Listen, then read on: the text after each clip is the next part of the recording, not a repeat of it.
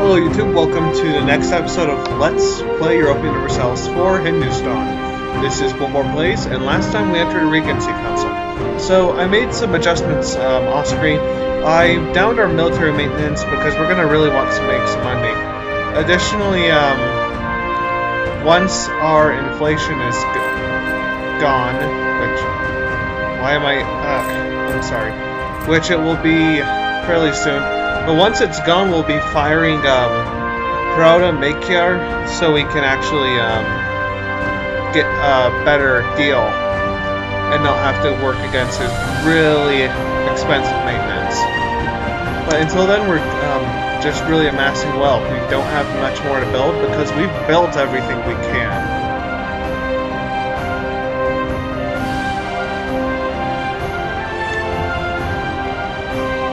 So we're also colonizing the Maldives down here. Of course, we need the hope that we have survivors.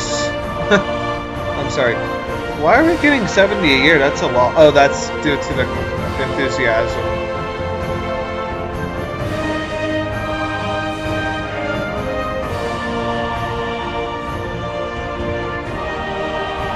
So right now we have 39 people there. Once we reach 1,000 we'll win. And of course we're going to want to avoid killing the natives because we can get manpower out of them. And we could always use more manpower. So we'll just be optimistic that they won't do much about that. And that's really all we have to say. Of course, ignore we can't fall behind tech-wise for any reason. One thing I actually do want to go out and, what was I gonna do?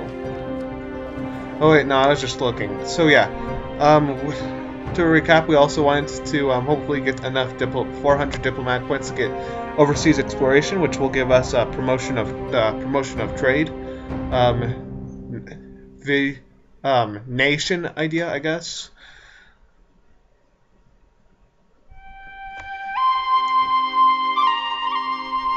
Which is always good, I should say.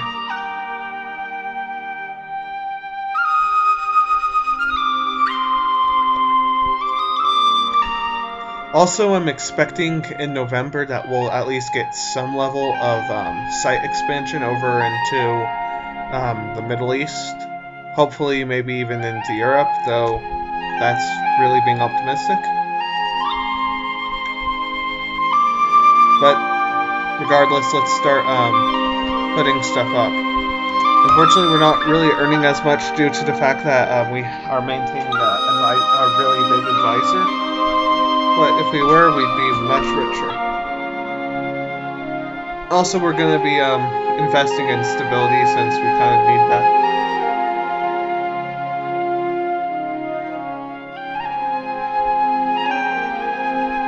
Which, now we have a little bit more income per turn, and we're a bit more stable.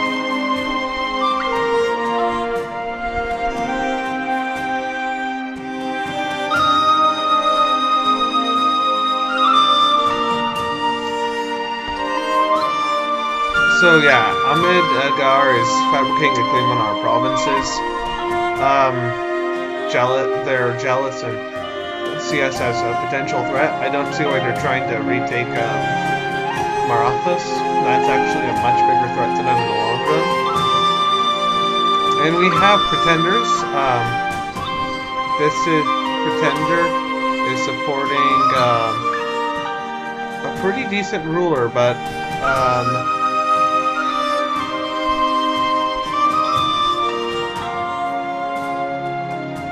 we want to keep we will still oppose him on virtue of the fact that he is against the monarch, which we are. He's against us.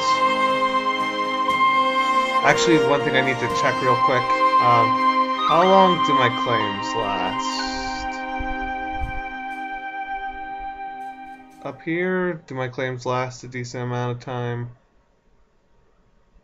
Okay, so we're actually have a chance of losing some claims on certain areas. Probably because they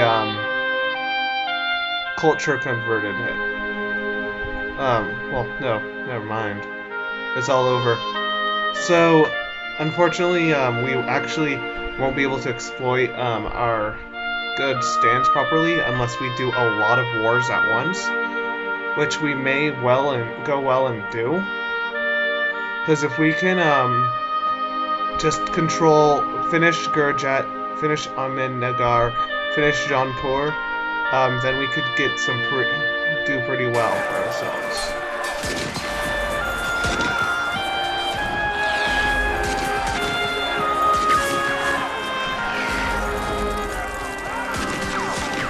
Unless they changed it. I actually don't know if they still kept the rule where you had to you can't declare war. Yeah, you can't declare war with the Regency Council.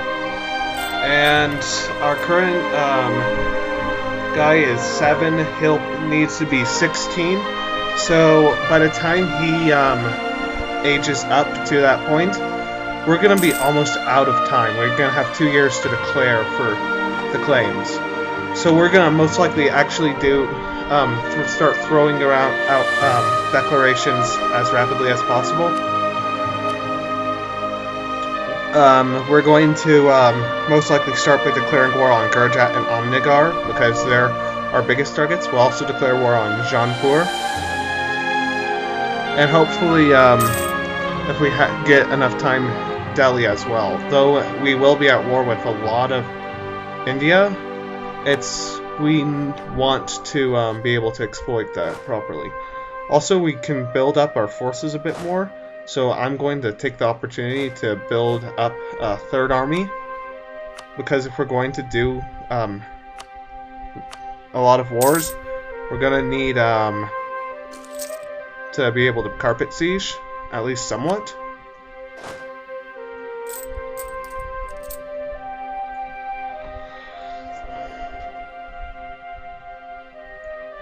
How is our inflation, actually?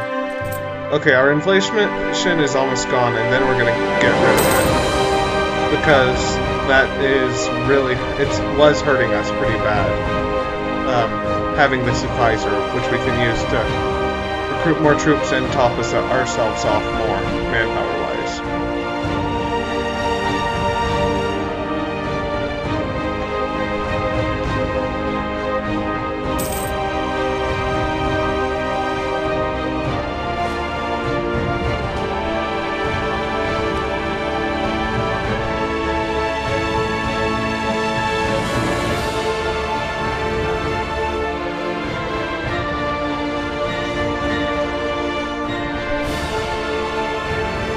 So we had an administration, we have some occasional point earnings, which I guess is better than no point earnings.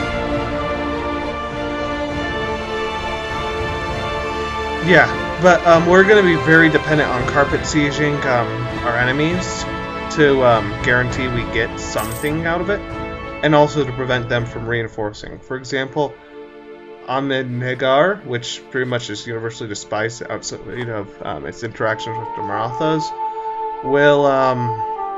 is a significant threat to us. What we can actually do is, say we have them, we can actually declare, we can, what am I saying? We can, where is that?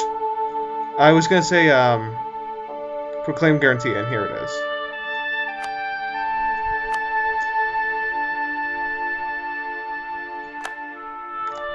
And now that we've proclaimed our guarantee on Oud, just in case Delhi or Jaunpur tries declaring war early, we can turn it around and actually fight against them.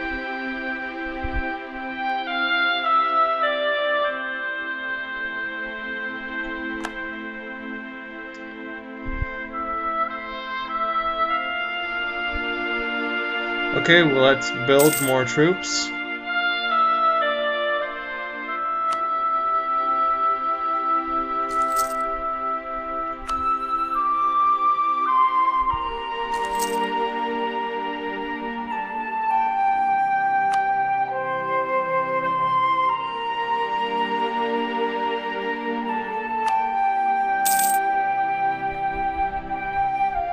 Okay, with recruitment going on now, just to get this army up to speed, we'll now take a look. It may be worth asking access to destroy these armies. We don't want to fight. The more wars we have to fight, the more our diplomats will be stressed. Oh, and looking at it, the Maldives colony is actually starting to get fairly well established. With Devara Khan, we can probably expect it to be paid for and finished before 20 years are out. Now, okay, so yeah, we just got a discovery spread. So if we look, well, someone's discovery spread. Chang Tai, is that it? Wow. So, for some reason, it's not spreading discoveries as far, making the fact that we have Quest for a New World even more vital once we get set up. Granted, we're also going to be looking forward to our second idea, which will be religious ideas, so we can declare, not only to boost our missionary strength, but so we can declare holy wars on the Muslims, which kind of dominate India at this point. And the lag has... Wow, lag is really bad at the moment. I don't know why.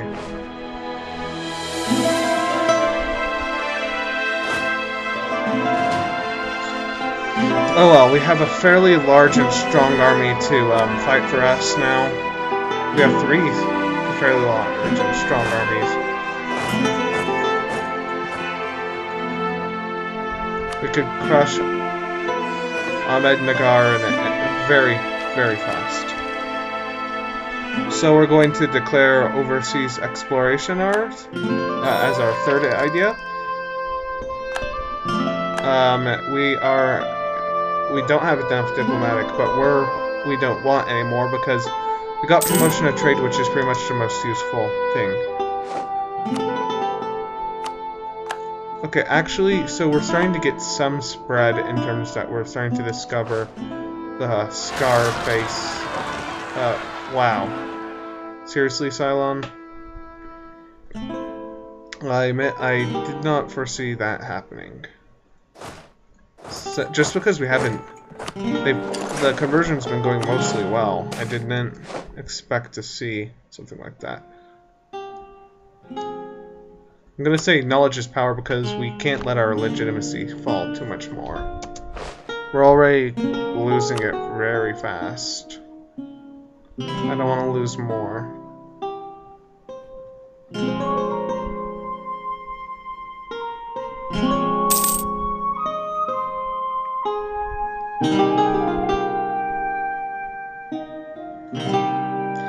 It also may be worth invading Bengal, since a lot of their provinces aren't even converted.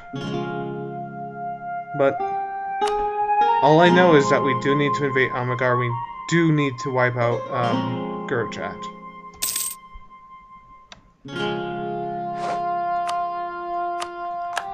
So yeah, spread looks like it's going much more slowly, and it's only gradually emerging, which I guess actually works much better, but it's a very odd experience, especially since... Oh, spices will now be produced in the Maldives. Spices are actually very valuable as a trade resource.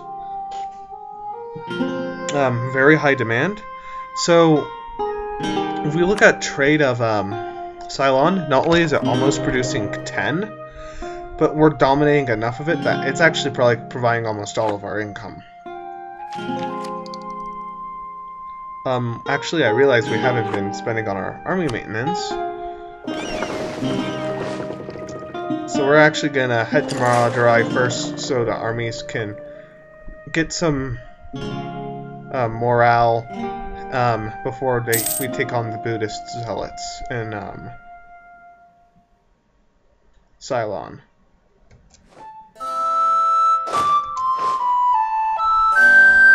And they just need 1 month. We only really need 1 month to achieve this.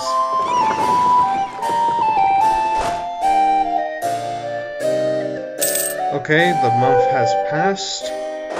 Let's get troops onto the boat.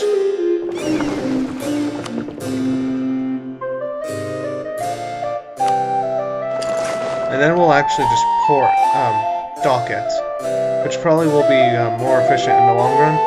We take first blood, but they're taking some pretty heavy casualties. Looks like we've won this already.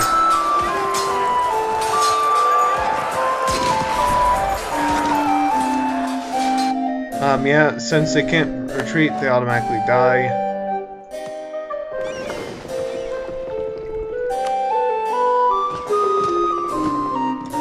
So we'll drop them back off in Kandra, now that they've done their job and killed people. So it looks like Tibet has expanded pretty well into the Himalayas. Or they were always like that. I don't know. We can now choose a... That is actually a really strong one. If we defeat all rebels in our country, then we get automatically 2 stability. Wow. Third guy. And what do you know? We get 2 stability for free. That was actually pretty powerful. And nice, actually. Of course, I don't really like any of these missions, so I'm just going to hold back. Or I can't do these missions, I should say. These are nationalists, which we don't want. So we'll go and send our army to fight them.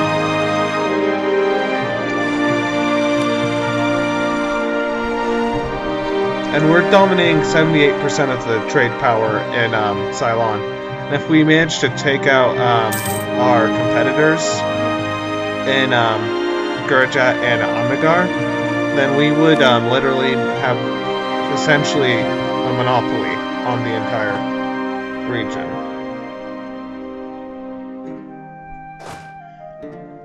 Of course, it managed to wipe out our local army of our vassal. Yeah, he pays money to give him that. He does pay taxes.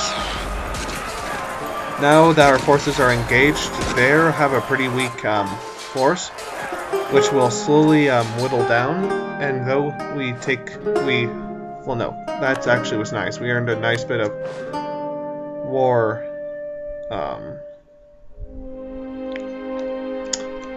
Army tradition. Wow, I am being so loopy. One of our advisors is gone. The other is being sacked. We don't need his 6 is hyper expensive. I wish this was true. But the best way to do that, like I said earlier, was to hire someone with a national manpower modifier bonus. Oh, here's Melwar's army. They just went hiding in our nation.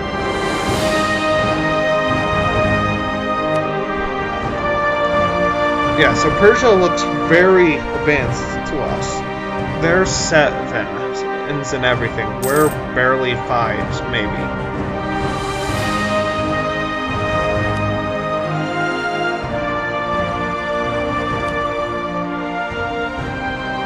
And the conversion of Ceylon will be done in 1 year. So something that we started, I think, 20 or 30 years ago will soon be complete, which I like. And contrary to what people say, it does take a while to actually convert.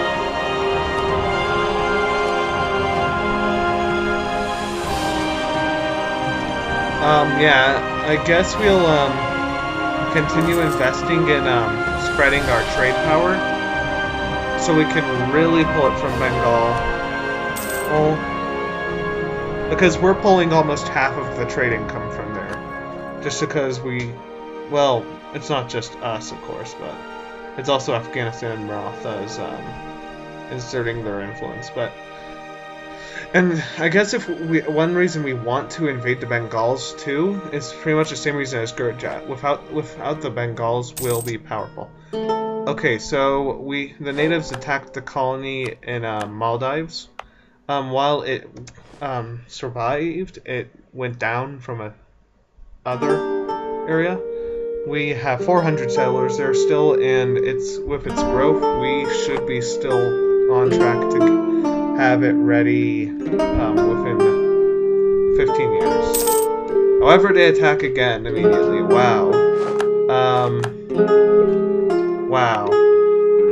Fortunately, they only deal around 1 year's worth of people and inflict 1 year's worth of people in deaths, which is good because it could have been much worse. I think it's time to stop investing so much into maintenance so we can earn more cash. Currently, our our heir is 9 years old, which is nice, but it's going to be better.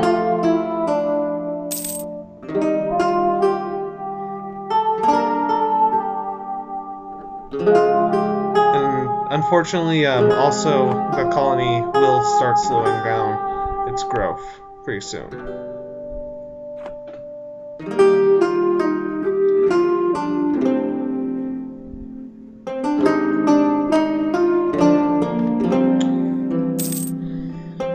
Not much else to say. We want to occupy 2 nations we can't really occupy at the moment, just because constraints on where we can be.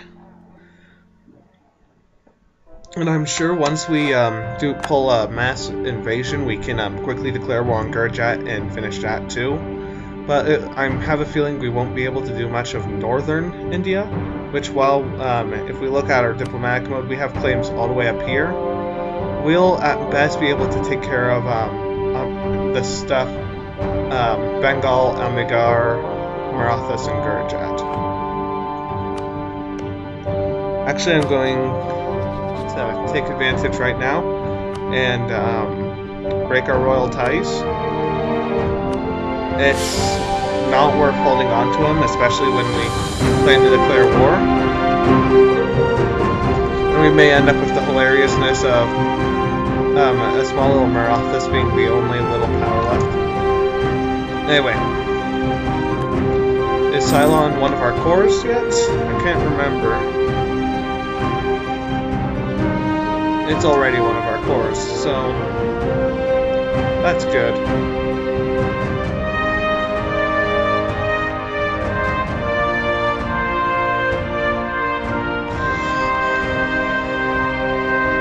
And our colony is gradually growing back.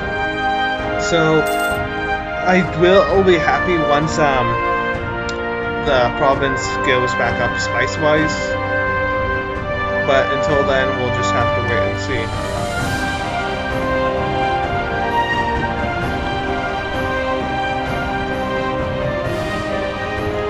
Delhi is moving their forces north.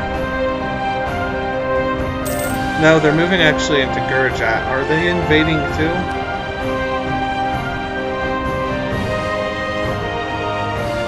They're fighting for Sirhind, and there's some reason that, oh, I see, Mewats and such as ally. Oh, well, that's a waste of manpower that they can throw at each other, and so when we invade them, it will be easier for us.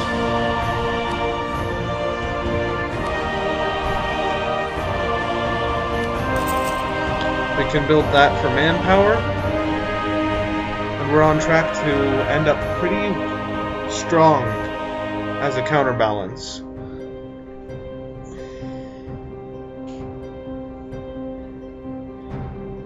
Now we'll just sort of amass wealth. I've done all this improvement, but really with that last armory built, it's going to be worth more in the long run if we stop spending money so we can possibly hire mercenaries.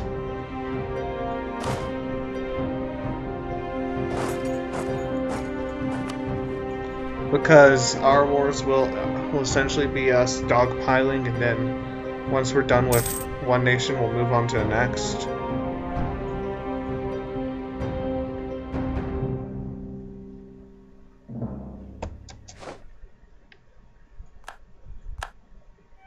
Kashmir has declared its independence again. Mughal nationalists. I don't know why they're Mughal nationalists here. But whatever. I guess that's cool. They can do whatever. We need...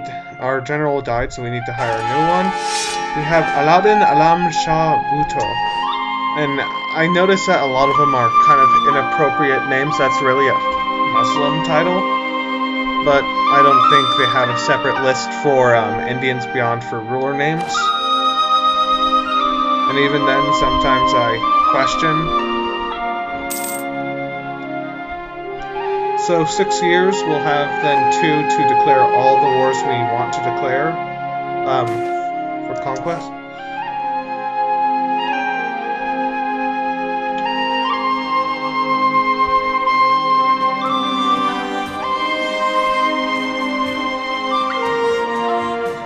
Okay, so this gives us the option of taking 50 diplomatic power or 500 ducats. And I think I'm going to go with the diplomatic power.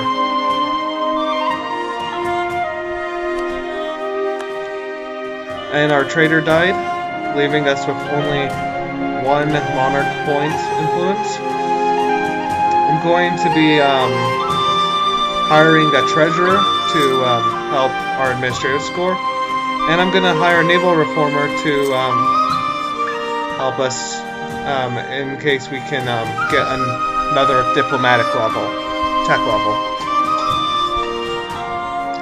But yes, we're getting definitely stronger within our region. I mean, not that, but we're gonna pull as much as we can. I don't need another building, and especially when we're trying to save money so we can do a big war, a big combo of wars. Because most likely what we'll do is we'll hire a lot of mercenaries to help with sieging, or at least to hold sieging while our primary armies launch invasions.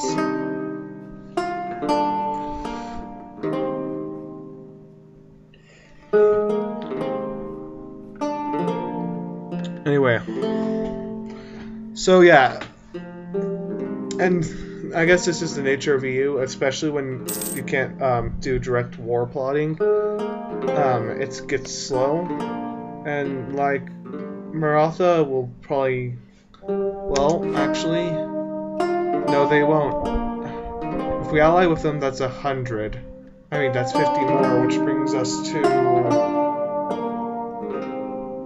No, it just won't work, unfortunately. We just have to, well, no, with a gift, we'll end up with plus 50 first off, first plus 100, that brings us to 110. Okay, yeah, it's plus 50, which brings us to, yeah, we're 15 too short. If they didn't have a casus belli on us, then we could easily, annex them, but they have one, and they're gonna keep it for a while. But it is actually, I think we're going to try pursuing a vassalization. We'll send one of our diplomats to improve relations.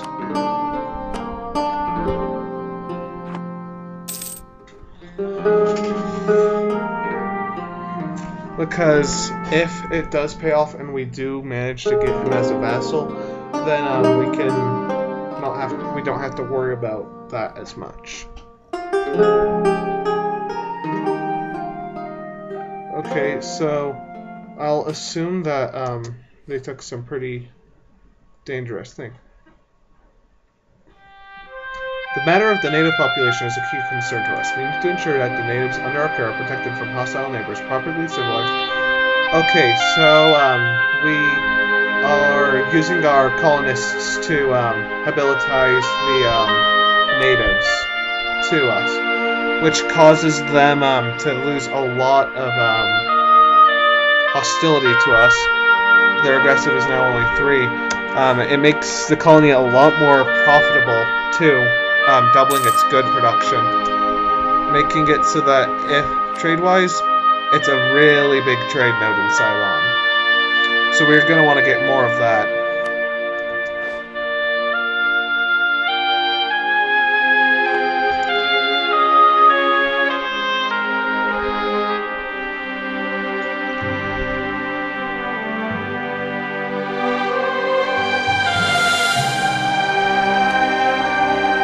And that makes up for colonial enthusiasm expiring.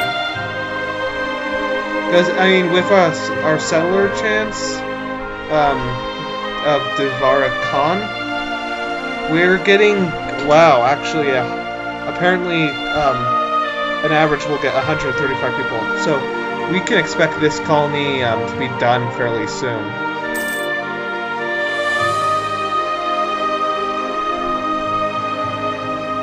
Not that it'll be any easier to select. But yeah, that's actually a pretty nice chance.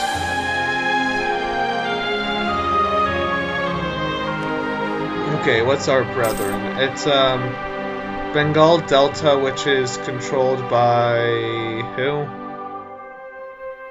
It's Bengal. Yeah, we'll take this mission since Bengal is one of our targets. Since Bengal is powerful in the Bengal trade node.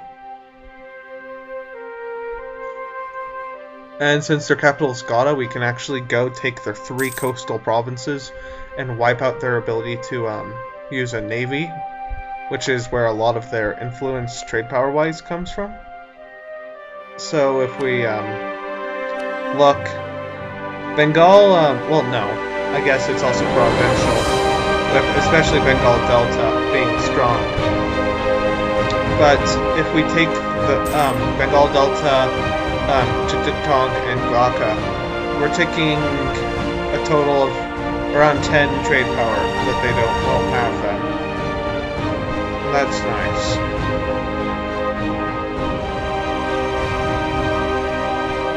Our cash is starting to seriously stack up,